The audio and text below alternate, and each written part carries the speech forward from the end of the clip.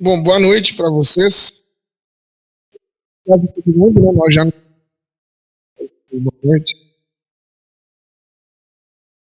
Tá rolando uma. Eu vi um. Tá tudo certo aí, Hugo?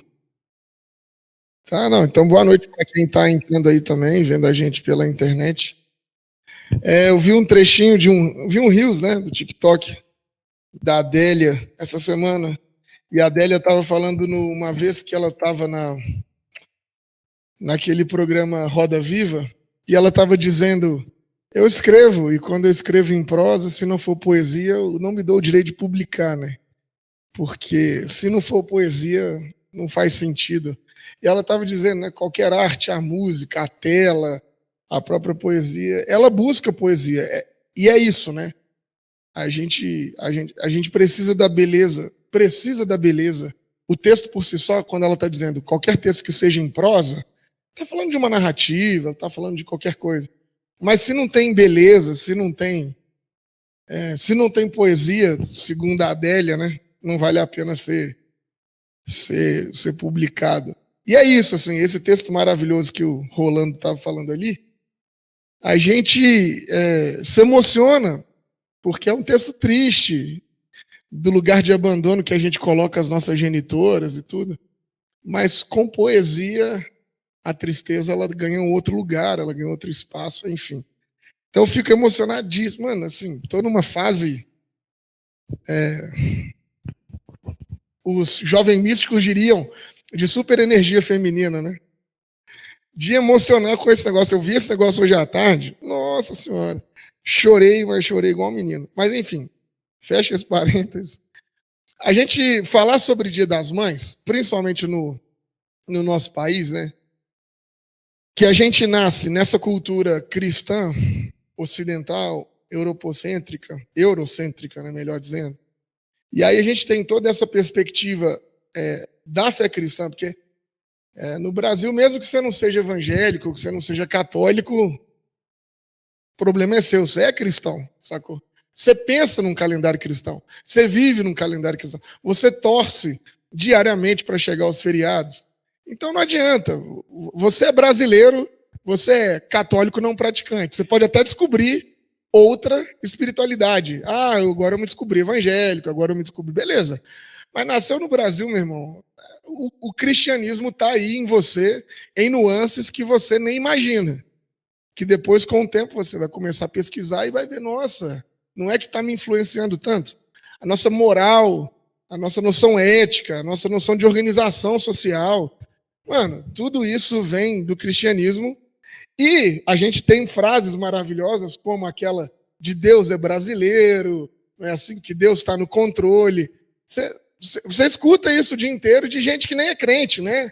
Não, mas Deus é brasileiro, não, mas Deus está no controle. E a frase que a gente escuta com frequência, que é o cerne dessa nossa posição teológica que vivemos, é que Deus é Pai.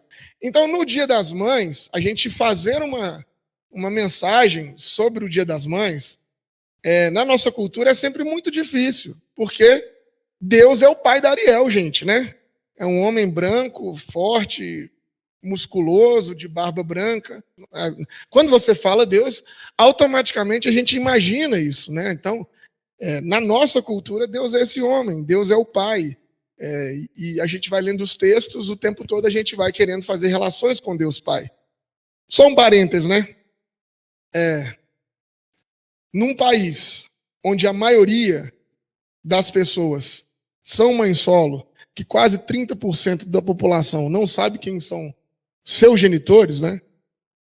Deus Pai não faz nenhum sentido. A gente continua dizendo que ele é pai. Mesmo que talvez, entre muitas aspas, metade de nós não saiba quem são os nossos pais, ou se a gente for parar para pensar na paternidade mesmo, aí ferrou, né? Porque os que têm pai vagalume, né? Tipo assim, de vez em quando aparece, brilha e vai embora. Né? A nossa sociedade são as mães que educam, que criam, mãe que é pai, em via de regra. De vez em quando tem um cara que é legal, e aí quando ele faz, tipo, o básico que uma mãe faz, a gente chama ele de paizão. Nossa, esse cara é um paizão. Por quê? Porque ele compra fralda e corta a unha do filho dele. Nossa, ele é pai pra caramba. Mas não é mais ou menos assim? Então, do ponto de vista da fé, da espiritualidade, é contraceptivo para o Brasil entender um Deus Pai. Seria muito mais fácil entender uma deusa mãe, pô. Porque até, sei lá, nos extremos da população carcerária, que pai que visita? Tá doido? Bom, não vou dizer nunca, mas em todos os meus estágios eu só via mulher. Ou era a mulher dos caras, ou era a noiva, ou era a namorada, ou era a mãe, ou era a irmã. Raríssimo ver homem fazendo visitas. Então, obrigado, viu, pela água.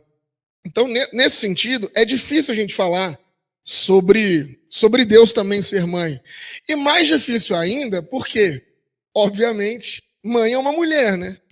E aí, que a gente está falando dessa sociedade, nós estamos falando de a nossa hermenêutica, ela é defenestradora das mulheres. As mulheres mais famosas na Bíblia, Eva, que na cabeça de geral é a que cagou tudo. Eu cansei de ouvir gente falando assim, nossa, se eu encontrasse com a Eva lá no céu, eu ia matar ela. Trabalho igual um cachorro, igual um condenado por conta da Eva. Dá vontade de falar assim, ó, irmã, deixa eu falar para você então. Quando você morrer, estiver lá no céu, procura. O sobrenome da Eva é capitalismo. Mas a pessoa quer encontrar a Eva e o problema da vida dela é a Eva. Ou Maria, que são as grandes duas referências, que aí a gente fala, não, é a Virgem Maria, que foi mãe de Jesus, e no mundo evangélico para por aí. Por exemplo, a canção que o Tiago canta hoje é uma canção que é o texto bíblico narrado, né? Mas em qualquer outra igreja evangélica ele teria sido interrompido. Mesmo que você abrisse o texto e falava, mano, mas deixa eu te falar, ó, essa canção é esse texto aqui. Não, mas você não pode... né, talvez o pastor viria e tiraria o microfone dele. Não, pelo amor de Deus, não canta isso. Isso é um pecado, idolatria. Então, assim, é pela mulher que o pecado entra, né? Enfim, é a mulher que é adulta. Então, de um modo geral, é muito difícil você falar sobre Dia das Mães, o texto bíblico, dentro da nossa cultura. Acontece que é fundamental a gente falar sobre isso. Por quê? Porque a gente sabe, porque nós estamos careca de saber, mas como culturalmente a gente aprendeu outra coisa, a gente não faz essas reflexões. E a gente sabe que Deus não é homem. Todo mundo sabe. A gente sabe que Deus não é pai. Todo mundo sabe. Porque você sabe que Deus não tem gênero. Isso para você é tranquilo. Você sabe que Deus é um espírito. Você sabe que quando Jesus está falando, eu sou um com o Pai, assim como eu sou um com o Pai, você é um comigo. Quem me vê o Pai. Você sabe que Jesus estava fazendo uma metáfora. Você sabe disso. Porque é óbvio, se você botar o Tico e o Teco para funcionar, você entenderia que Deus é o Espírito, Deus é o Criador, Deus é tudo isso. Mas foi uma hermenêutica tanto tempo colocada na nossa cabeça que a gente não consegue pensar que Deus também é mãe. Inclusive, a gente não consegue ver Deus como mãe. Ou, de vez em quando não, que a Thalita já está até bem criteriosa, assim, né? Dela vir falar aqui, ela vem falar da Ruá, ela vem falar da deusa, e isso às vezes ainda te incomoda. Ou pior, né? Se a gente estivesse falando da Daisy, né? Nem Deus, nem deusa, mas a Daisy. Qual o problema? Né? Isso muda o quê? Assim, o Deus não pode estar contido num corpo com vagina, com pênis? Ou muda alguma coisa? O gênero, a genitália? O que muda? Então, a gente sabe disso. A gente sabe disso. Inclusive, a gente sabe mais. A gente sabe que Deus, não só com isso, que Deus, a gente acredita nisso, porque a gente fala, a gente brinca com os irmãos assim, a gente acredita que Deus, inclusive, falou, não só com o homem, com a mulher, mas com a mula. A gente acredita que Deus falou com a mula de Balaão lá, a gente até chama os amigos de mula e tal. A gente acredita nessas coisas, mas é mais fácil entender Deus se manifestando num corpo de uma mula do que, às vezes, entender a deusa. Do que, às vezes, entender Deus no corpo de uma mulher, né? Ou Deus como mãe.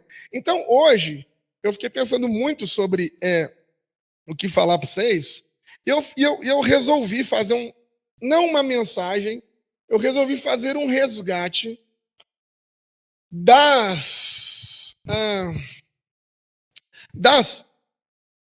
maneira de Deus se opor ao próprio texto bíblico, da maneira de Deus fazer uma resistência àqueles que estão escrevendo o texto. Por quê?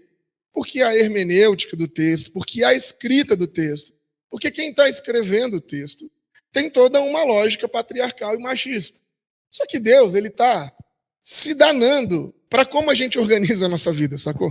Deus não tem compromisso nenhum com a nossa teologia. Deus não tem compromisso nenhum como essas pessoas relataram isso aí que eles estão vendo no texto bíblico. Ele quer se revelar.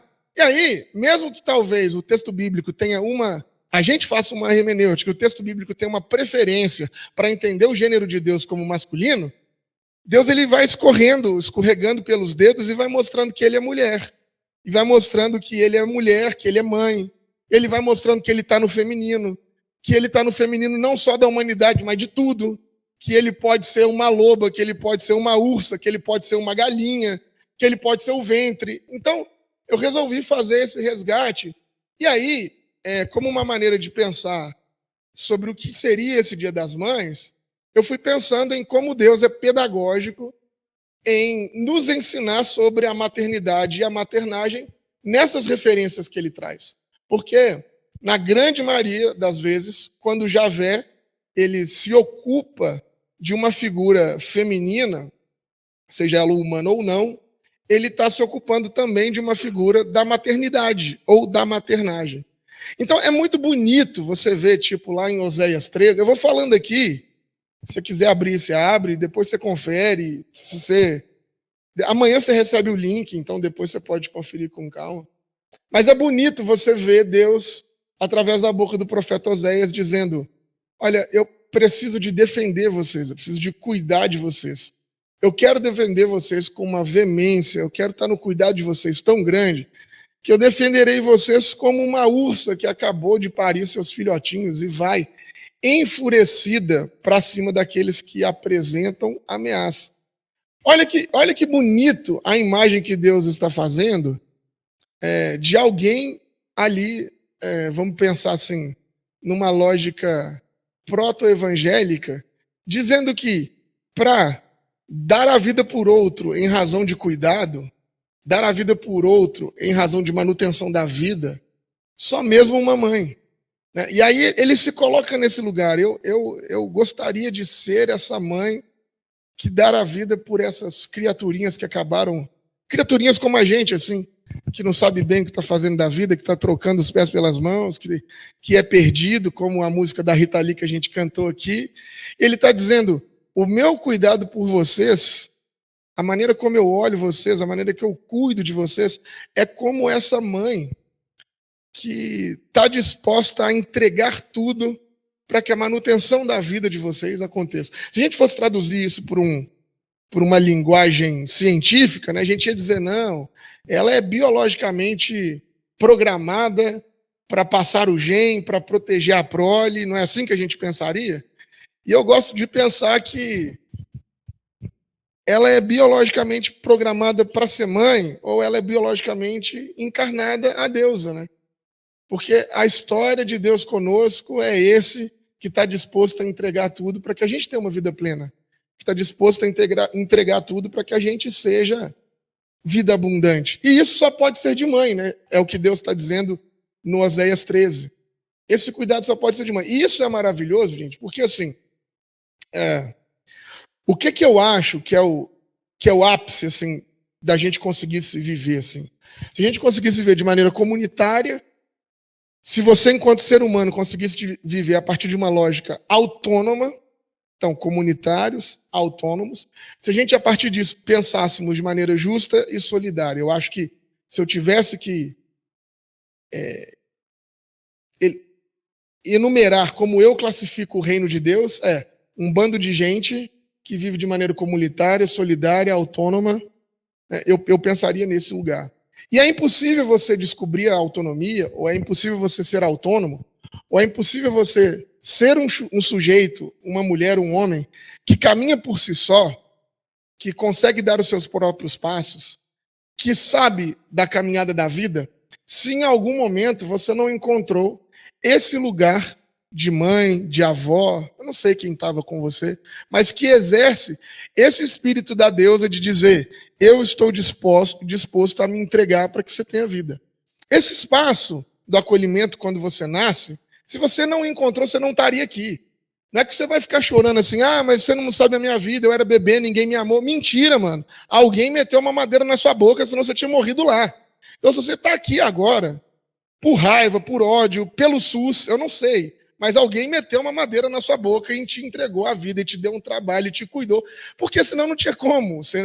Você, por mais brilhante que fosse, não conseguiria mamar sozinho, né? Então, assim, estar em paz com essa nossa história é também se lembrar das mães que tivemos, mesmo que elas não tenham o nome de mães, mesmo que elas tenham o nome de ursa. Deus está dizendo, eu tenho essa figura, eu quero ser essa ursa. E isso é maravilhoso, porque a gente às vezes só pensa na mãe no sentido de maternidade, né? Mas maternar é algo que nós fazemos uns aos outros. Maternar é um caráter de Deus, não é um caráter de fêmea ou de macho. Cuidar um dos outros entregando a própria vida é como ele disse que ele gostaria que nós vivêssemos. A gente vê isso em Jesus. Mas o texto bíblico o tempo inteiro já estava dizendo isso antes. Olha, Deus está dizendo, eu vejo isso numa ursa. Então, quer dizer, maternar vai muito além do que a gente está pensando, do que a gente está vivendo. Estamos juntos até aí? Tranquilo? Estou viajando muito ou está dando para entender? De boa? Então, eu acho isso bonito e eu vivi isso, né? Eu vejo a minha experiência com a minha mãe, eu vejo isso, ela tendo esse caráter, ela tendo essa ideia. A Bíblia traz uma coisa maravilhosa, que é quando a gente precisou de cuidado, de quando você está na fossa, de quando ela briga com você, de quando ele briga com você, de quando você está péssimo, de quando você perde o trabalho, de quando a vida faz pouco sentido, de quando você está no ápice da crise, né? E aí a imagem que Deus usa é maravilhosa, assim, né? Eu gostaria de acolher você, eu gostaria de acolher a sua angústia, eu gostaria de ter você no colo. E aí tem uma imagem bonita pra caramba do Renascimento, que é assim, que é uma galinha com os pintinhos. Né? Gostaria de acolher você como essa galinha que aproxima os pintinhos em suas asas. Então, uma outra metáfora maravilhosa que Deus está usando para se colocar no lugar do feminino, uma outra metáfora maravilhosa que ele está dizendo, eu também sou mãe, então sou essa mãe disposta a dar a vida para que a gente tenha vida plena, mas também sou essa mãe disposta a te acolher no ápice da sua angústia, no ápice do seu desespero. Sou essa mãe disposta a ter asas enormes para que todos vocês, e olha que coisa maravilhosa, né? Não é uma relação individual, não. É um acolhimento de todos os pintinhos, né? É um acolhimento comunitário. Para que todos vocês possam estar sobre essas minhas asas. E a gente vai vivendo, velho. Vocês vêm aqui ao culto, a gente vai sendo crente, a gente vai sendo cristão, a gente, sei lá como é que é o nome disso. Eu vou dizer a expressão terrível, né? Traduziram isso, né? A teologia do domínio traduziu isso para uma expressão que você entende logo, se você é crente, que é tomar posse, né? Você tem que tomar posse dessa sua bênção. Eles estão muito errados, porque a gente não tem que tomar posse de nada. Que o mundo não tem posse, o mundo de Deus é um outro rolê. Mas eles estão muito certos no sentido de nós podemos viver sobre essa consciência.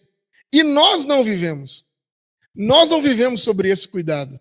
Quando a gente diz que Deus é mãe, quando a gente diz que Deus também é mãe, quando a gente diz essa deusa que cuida de nós, como essa galinha que nos coloca sobre as suas asas, a gente não pensa em ser um pintinho. Aliás, alguns aí até pensam. Mas normalmente a galera não pensa nisso. Você não pensa de que, poxa, a vida está difícil, as angústias abatem, eu queria estar num espaço melhor, eu estou num espaço desconfortável, a coisa está complicada, eu não sei como que funciona. Sabe assim, a notícia ruim chegou, sabe, eu de repente, igual agora, assim, muito provavelmente a gente vai ter uma sequência de velórios assim na minha família lá, tem um monte de gente que está doente, acho que vai ser uns 3 ou 4, assim, a coisa não está legal, e você fica ali fazendo aquele processo de, então vamos lá no jazigo fazer exumação de corpo, porque tem que liberar espaço, porque fulano vai, amanhã pode ser... E aí você não sabe quem vai primeiro, né? Fica aquela fila angustiante, e aí a gente vai vivendo, resolvendo, vai, exuma corpo, vai... E se esquece de que, mas há o espaço dessa deusa que acolhe a gente na angústia e diz: vem cá, velho, olha, peraí, você está com medo, a coisa não está legal, e a angústia chegou, e você perdeu o trabalho, ou o seu marido foi embora, sua mulher foi embora, ou você enterrou seu filho. Vem cá, tem esse espaço. Só que o problema, primeiro, né, é que a gente está sempre como pintinhos sozinhos, né? Porque talvez antes de sentir as asas dessa deusa, a gente sentisse os pelinhos dos nossos pintinhos que estão aos nossos lados, né? Então, para falar de Deus também é mãe, ou para falar do Dia das Mães, é impossível a gente não pensar nesse projeto da deusa mãe, de que a gente se acolha nas nossas angústias em mutualidade. E que por a gente se acolher nas mutualidades, e por eu estar preocupado com como é que está a sua vida, e por eu estar interessado em saber como é que você está lidando com essa angústia, essa asa de Deus nos cobre como a galinha que é. Né? E aí, a gente vai vivendo o dia a dia, acorda, trabalha, a segunda-feira liga o botão da vida concreta, da vida secular, chega aqui no domingo, liga o botão do crente, e aí aqui você quer que a gente faça orações, aqui você quer que as orações sejam fortes, aqui você quer que a gente resolva toda a sua angústia em 30 minutos de celebração, sendo que durante a semana, em nenhum momento, houve esse espaço de pensar: mas eu tenho uma deusa que cuida de mim, eu tenho uma mãe que está olhando por mim, eu tenho uma mãe que não me desampara, e além dessa mãe, eu tenho pintinhos que estão comigo nesse rolê, que eu posso ligar, porque eles são pintinhos, eles não são jogadores de tarô, nem leitores de bola de cristal, então que eu posso ligar e falar assim: eu estou precisando de ajuda, você pode me ouvir hoje, você pode estar comigo hoje, a gente pode... E é nesse lugar onde Deus quer se revelar.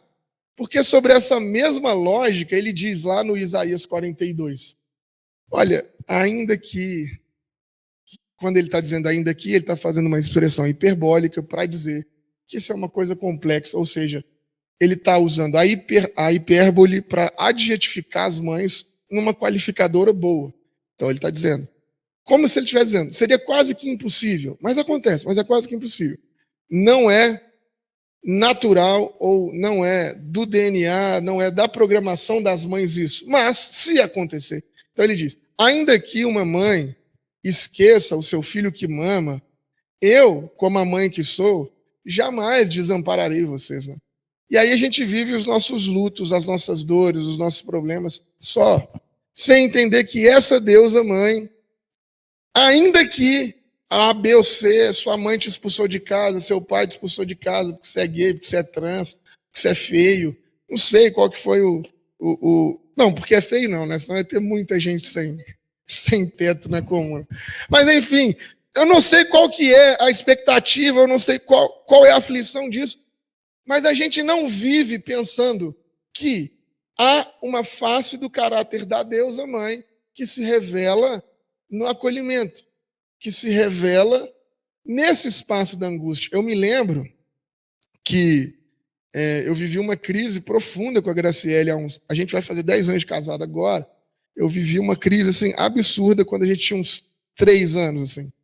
E aí você é estúpido, e aí você pega as coisas e vai embora, e sai de casa, e não quero mais esse negócio, e na falta de habilidade total de diálogo, de conversa habitual do homem hétero, né?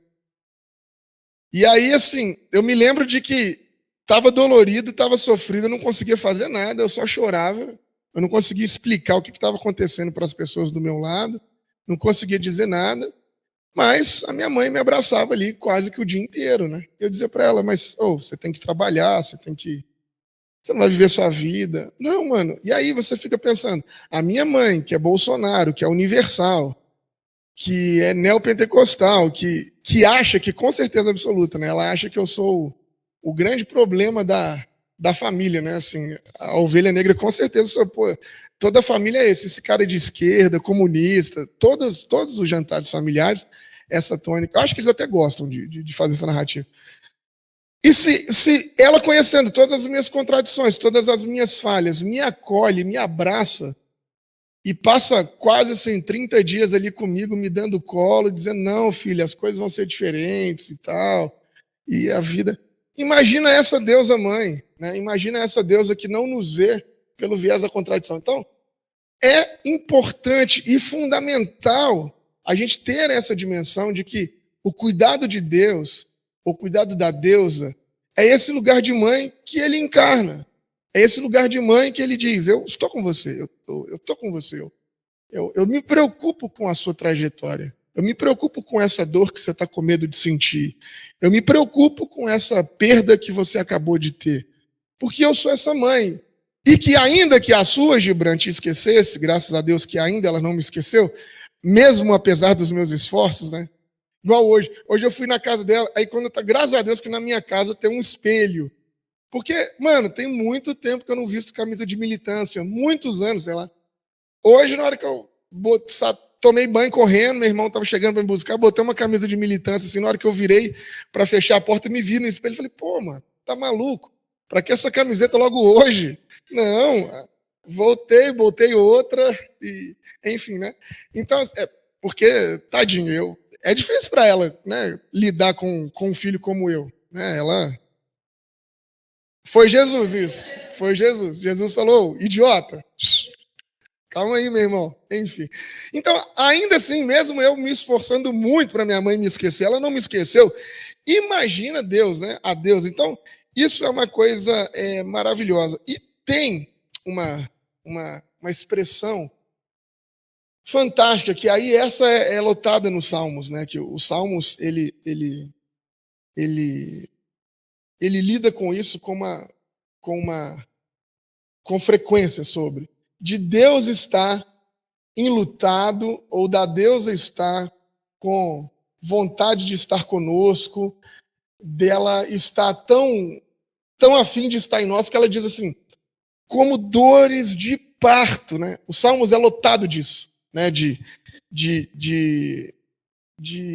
Da ideia de eu estou aflito, eu estou com desejo de vocês, eu estou com vontade de vocês, como uma mulher em dores de parto. Assim, é uma coisa fantástica. E Deus se coloca nesse lugar do desejo de estar conosco. E eu estou sendo repetitivo nessa temática, porque eu acho que isso é fundamental na nossa trajetória religiosa. Nós somos ensinados a buscar Deus, né? Nós somos ensinados nós precisamos de buscar, nós temos que fazer. E nós entramos numa dinâmica religiosa de que a nossa construção é que nos leva até Deus. A gente entra numa dinâmica religiosa de que santidade é a maneira como eu faço coisas e vou acrescentando degraus até chegar mais próximo de Deus possível.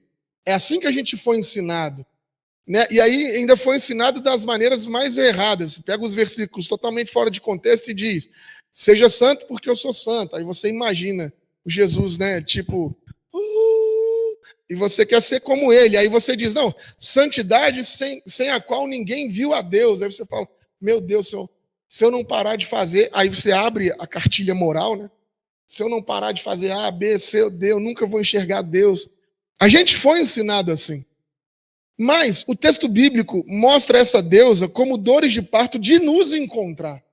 O texto bíblico mostra essa deusa como aquela que nos busca, como aquela que vai ao encontro dos filhos. É uma outra relação, mano. Não é sobre o que eu faço para encontrar a deusa. É sobre como eu paro de fazer. É outra perspectiva. Não é sobre as coisas que você tem que fazer para ter o abraço da sua mãe. É sobre você parar. Porque o abraço da mãe é inerente. O acolhimento da mãe é o que ela faz. É quem ela é. Lógico, estou dizendo do modo figurado. Você pode ter uma mãe que a linguagem do amor dela não seja o contato físico, ela não vai gostar de te abraçar, mas ela vai te abraçar de outra maneira. Ela vai fazer um poema para você, ela vai, sei lá, enfim, cada um aí na sua possibilidade de amar, né? Então, essa figura é porque talvez, né, nós homens, tirando quando a gente está resfriado, a gente não experimenta a dor do parto, né? Só no resfriado masculino, que é algo próximo ao parto. Então a gente não sabe bem o que é esse lance de quando está dizendo. A gente não sabe bem o que é esse rolê de doer como dores de parto. A gente não sabe. Porque você imagina, né? Eu participei ativamente, assim, né, dos partos dos meus filhos. O primeiro parto do meu filho, eu saí, né, da sala assim, de cirurgia completamente diante da dimensão da pequenez de nós, homens. Mano, é impossível você participar de um parto e não entender que mulher é outro tipo de ser humano. Que eles tinham que fazer uma redação mesmo, falando assim, tirei você da costela para você ser auxiliadora, para você estar subjugada. Porque se não fizesse um negócio assim, tão bem alinhado de colocar as mulheres no ambiente da subalternidade, seria impossível. Porque não tem condição. Mano. Depois que você assiste um parto, você fala assim, mano, eu não sou gente como essa pessoa é gente. Não tem, e não é elogioso. Não estou falando de, nossa, eu queria isso. Não queria de jeito nenhum. Mas é inevitável você perceber que a força criadora da vida que habita ali nas mulheres é um rolê que você nunca vai alcançar, você nunca... É a divindade encarnada ali naqueles, sei lá, 10, 5, 8 horas, mas depois que coroa, que passa é rápido, né? Assim, sei lá, deve ser uns 30 minutos, não sei. Mas é outra história, enfim, tô até viajando. Mas depois que você passa isso, você fica pensando. Eu imagino, vendo, assistindo, que naquelas dores de parto absurdas, qualquer coisa que se oferecesse para a mulher naquele instante para dizer com ela, vai parar sua dor, eu sou suspeito de dizer que ela vai aceitar. Se você dizer assim, não, tudo bem, Hugo? Se você dizer assim, sei lá, toma leite com manga, ela vai tomar para ficar livre desse negócio. Então, o texto está dizendo para nós, a vontade de Deus de estar em nós, de estar conosco, da deusa de estar conosco, é essa vontade tão pulsante como as dores de parto. É essa deusa mãe, ela quer nos buscar como isso, como essa dor entranhal, assim, né? Na nossa cultura, a gente aprendeu que o amor vem do coração, né? A gente tem essa brincadeira, né? Tanto que a gente desenha coração para as namoradinhas, para os namoradinhos, né? Assim. Mas no texto bíblico, o amor vem, daí vem a expressão borboletas na barriga, né? O amor vem do intestino, o amor vem do estômago. O amor vem desse trem que está tão dentro que você... E esse lugar, então, recapitula comigo.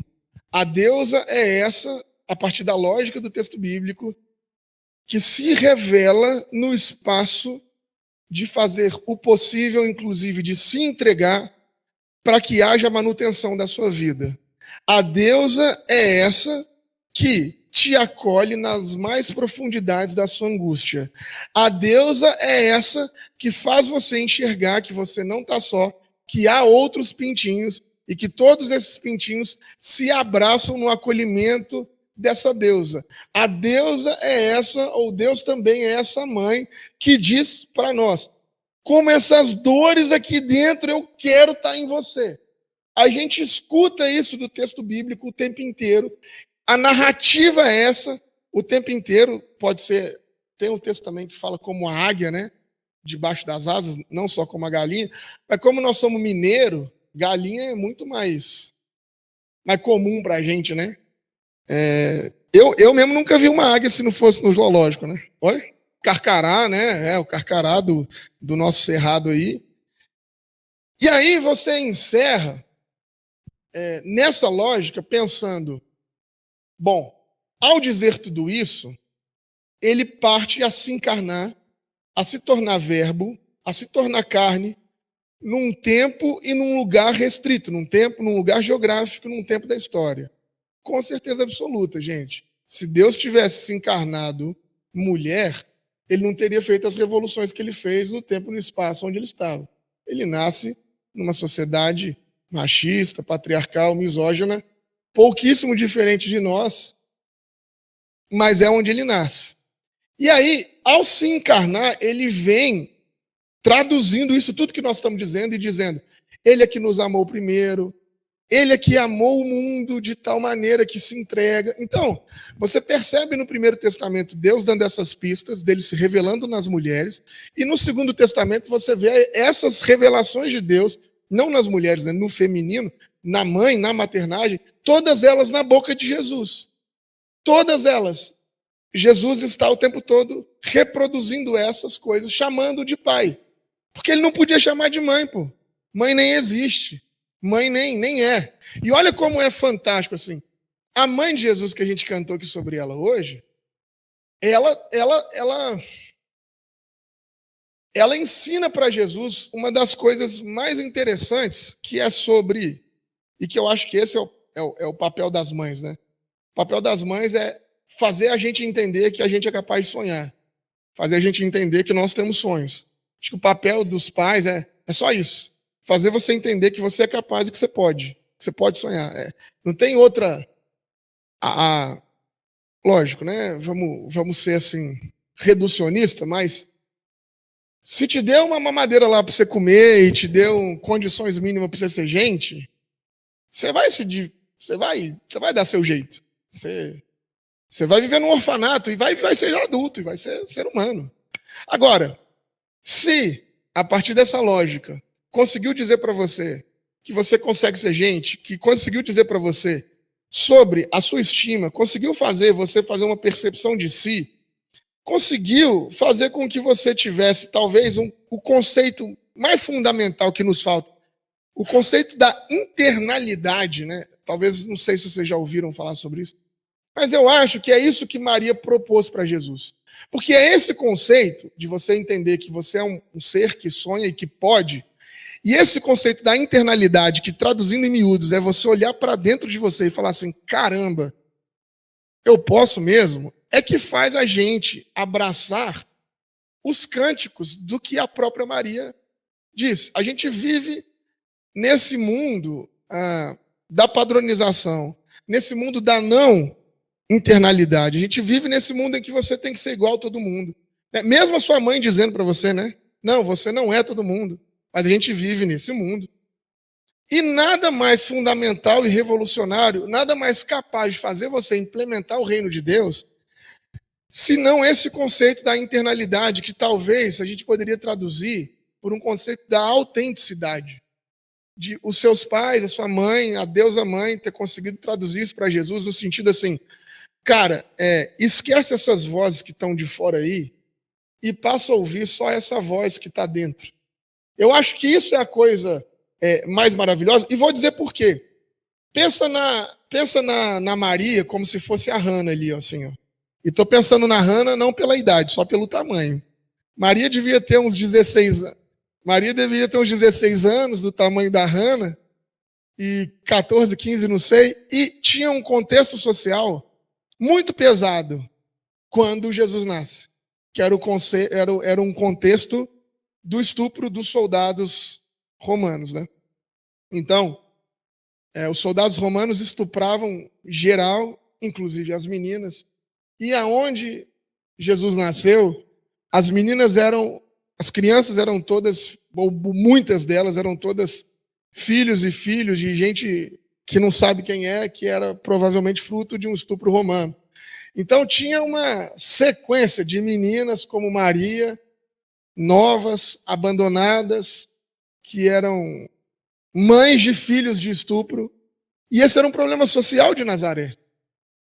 E aí, quando então o anjo chega para Maria e diz para ela que ela viveria esse problema social, então para pensar, você lê a história pensando, nossa, um anjo materializou e falou, você vai ser mãe de Jesus. Eu já cansei de ouvir gente falando assim, nossa, mas como Maria era boba, que privilégio que se o anjo chegasse para mim, eu falo, mano, você é um estúpido, né? Que imbecilidade você achar que o texto bíblico está falando sobre o anjo ter vindo mesmo. Enfim, não, desculpa, você pode acreditar nisso. Mas é mais provável que eles estejam usando aqui uma linguagem poética de como a Maria entendeu o seu chamado através de um anjo. Você quer acreditar que o anjo encarnou, que o Gabriel foi lá? Beleza, tá tranquilo. Semana que vem. Hoje eu não estou falando sobre isso. Hoje eu estou falando sobre como foram os processos que a Maria entendeu que a missão dela era enfrentar esse problema social do tempo dela.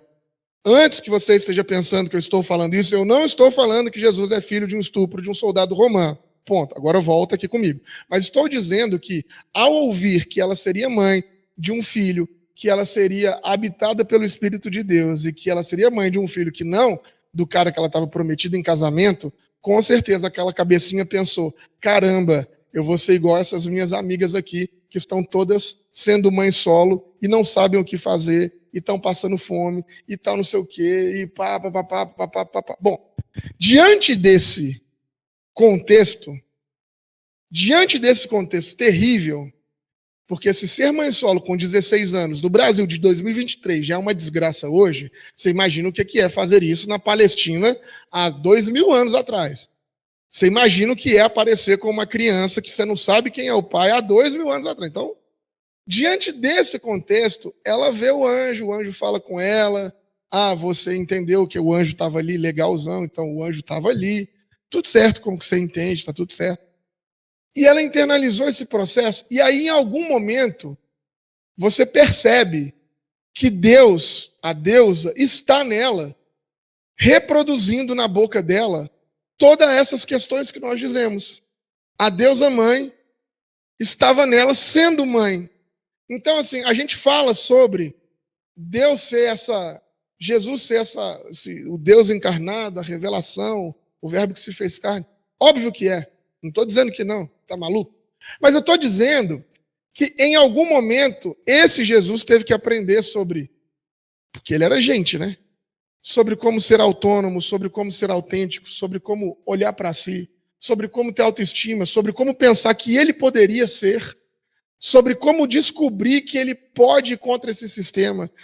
Gente, se vocês que fazem 5 refeições por dia, que é tudo classe média, que estudou bem ou mal na escola pública ou na escola particular, se você que tem casa para morar, já é super difícil você acreditar que você dá conta de lutar contra esse sistema, e você que come todo dia, que tem carro, que pega ônibus de vez em quando, que usa Uber o tempo todo, você imagina para um menino como Jesus na Palestina. Mano, Palestina é pior do que...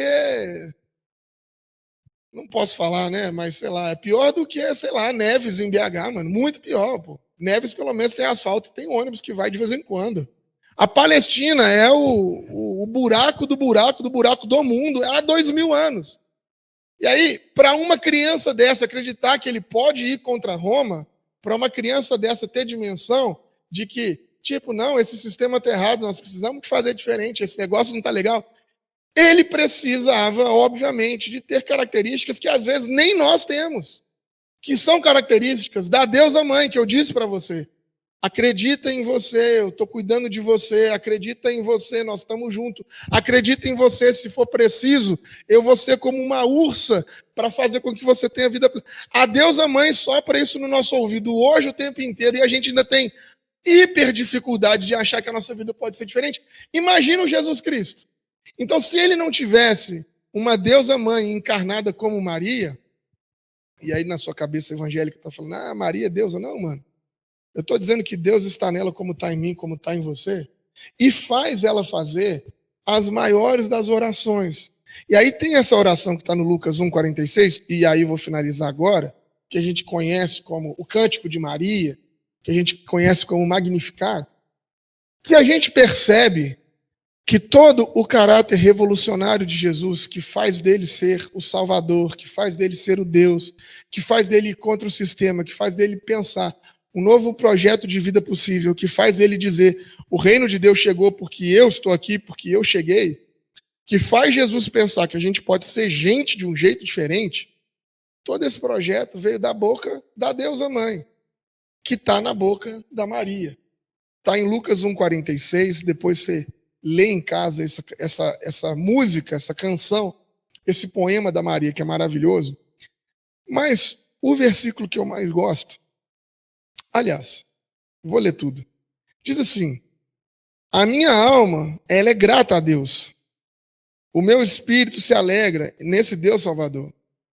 Pois eu, que sou uma humilde serva, agora Diante de todas as gerações, eu vou ser vista como bem-aventurada. Mano, olha que rolê absurdo. Ela está dizendo, eu que vou passar por esse drama social da mãe solo, porque até aqui ela não sabia que o José ia segurar a bronca dela, não. É a conversinha dela com o anjo. Pensa você se o anjo estava lá ou não, o problema é seu, mas era a conversinha dela com o anjo.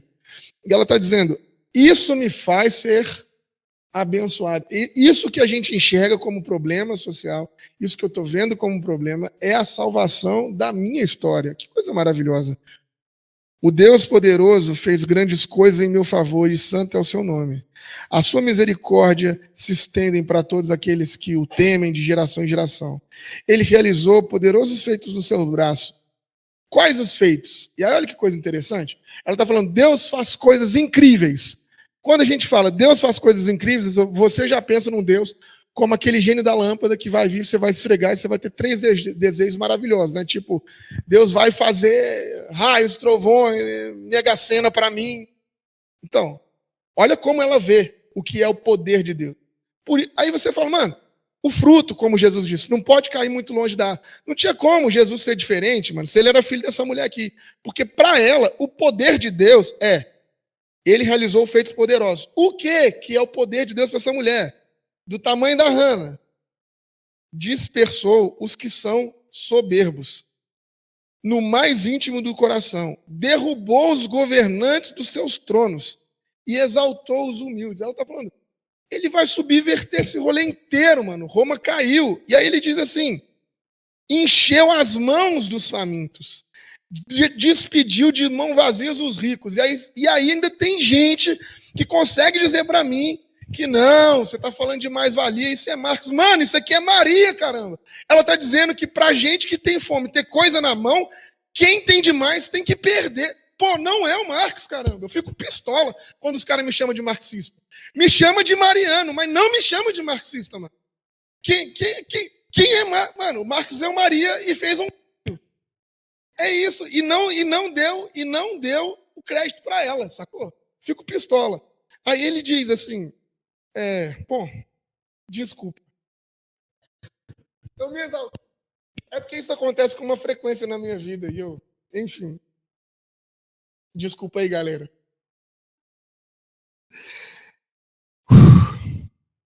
Ajudou a todos, os pintinhos, né? Ajudou a todos, lembrando da misericórdia.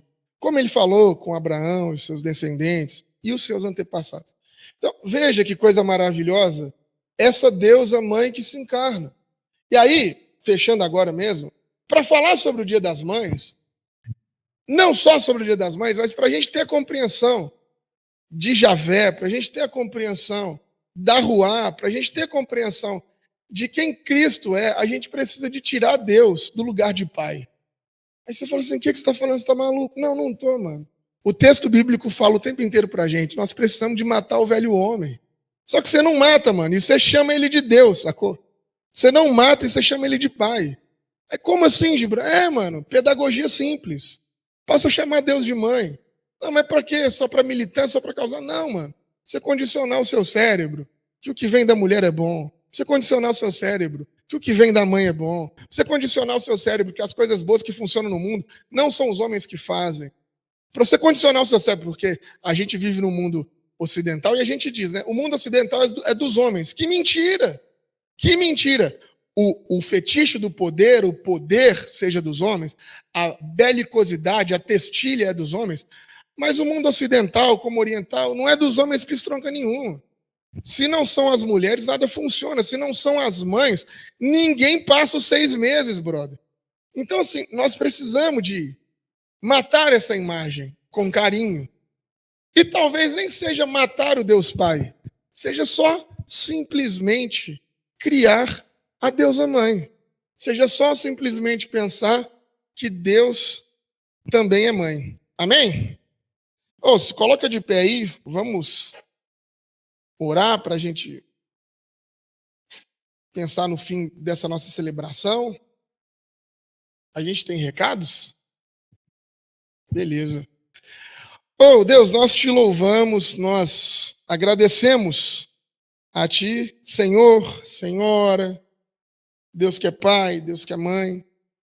Louvamos a você, Senhor, Senhora, por tudo isso que o Senhor tem feito e porque o Senhor, mesmo apesar de nós, as nossas contradições, porque mesmo a gente tendo essa nossa hermenêutica machista, patriarcal, o Senhor, a Senhora vai ali, escorregando pelos dedos e vai se revelando em outros lugares. Nós te louvamos porque Deus também é mãe e te louvamos porque sabemos que, apesar da dificuldade dos nossos dias, a Deus está no nosso cuidado e quer nos trazer vida plena e quer nos acolher nas suas asas. E mesmo sobre as adversidades, quer que nós nos sentamos, né, nos sentimos acolhidos, amados. Quer que a gente saiba que ela está conosco, que nós não estamos sozinhos. Quer que a gente saiba que não há problema grande, que essa deusa não nos consegue nos guiar, nos orientar. Então, que na noite de hoje a gente possa entender que Deus é mãe. E que mãe não abandona, que mãe não deixa a gente caminhar sozinho. Que mãe está com a gente sempre, nos acolhendo, nos abraçando, entregando a vida para que a gente possa ter vida digna.